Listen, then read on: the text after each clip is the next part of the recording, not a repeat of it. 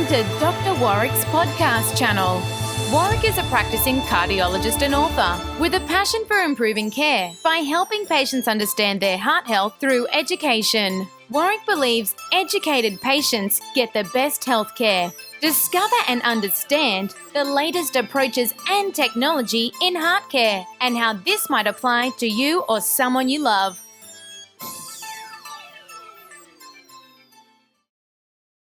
Hi, my name's Dr. Warrick Bishop and I'd like to welcome you to my podcast and videocast station. Today I'd like to talk about a terrific document put out by the Baker Heart and Diabetes Institute. It's called No Second Chances. And this is about understanding the ongoing risk that people who have had a cardiac event continue to carry. This is a really nicely put together document and outlines some of the major points which are so important for us to take heed of and act on. I'm going to read out some of these main points, but the essence of this document is to make us focus on the fact that we can do better if someone's had an event, and we have every obligation to try and reduce that person's risk into the future, because to not do so leaves them at unacceptably high risk of a further event. So some of the main stats that really are shocking, confronting, and should focus our attention are these. If you've had a heart attack, you are twice as likely to die prematurely compared to the general population. Think about that for a moment. We know that if you do have a heart attack, there's a 1 in 6 chance you'll die anyway. So already you've defined yourself as dying prematurely. So this is talking about the remaining 5. Of the 5 people who survive that heart attack, some of them will have irreversible damage to their heart, and it'll impact their lives forever.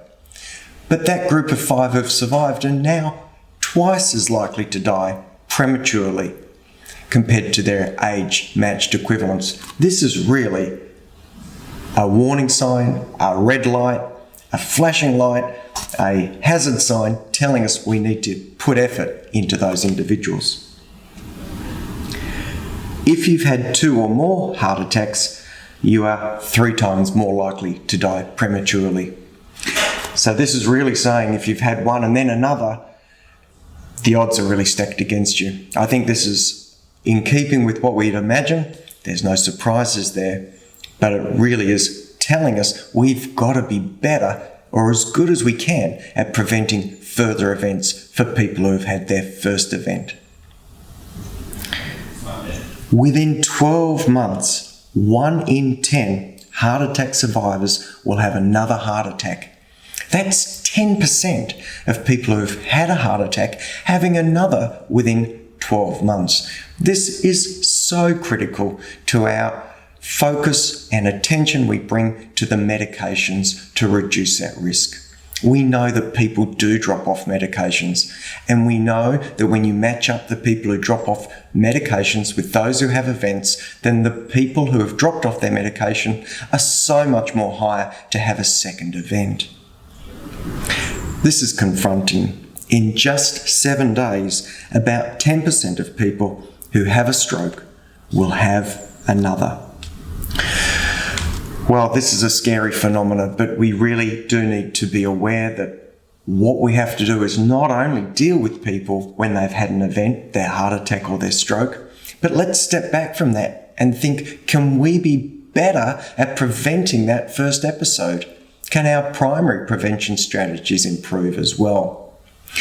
So, this document, No Second Chances, focused on people who have had an event and trying to prevent them having a further event, understanding their significant increase in risk. But more than that, I'd like to take a further step and say, can we stop the first episode? I want to encourage people like yourselves listening to this to be aware, to be proactive, to think that you go and service your car while it's still working well. You don't wait for it to break down. I'd like you to think about you going and getting yourself serviced well, getting checked out, getting the blood pressure checked, getting the cholesterol checked, keeping up the exercise regime, making sure the fuel you put in the body is right. Blood pressure, cholesterol, exercise, good diet, follow-ups with your general practitioner, and understanding risk are all important, proactive, preventative strategies you can do. I'm going to encourage you to do that, of course. But I'm going to wrap up with this fantastic document from the Baker Heart and Diabetes Institute, No Second Chance, which reminds us that heart disease remains the most expensive disease in the country, costing somewhere around $12 billion in 2012 to 2013, and is estimated to be costing somewhere around $22 billion by 2032-33. If I can implore you, if you've been put on medication to modify your risk, if you've had an event your risk is incredibly high, if you've been put on medication before a risk, please recognise the value that medication may have. There are no second chances for those who die.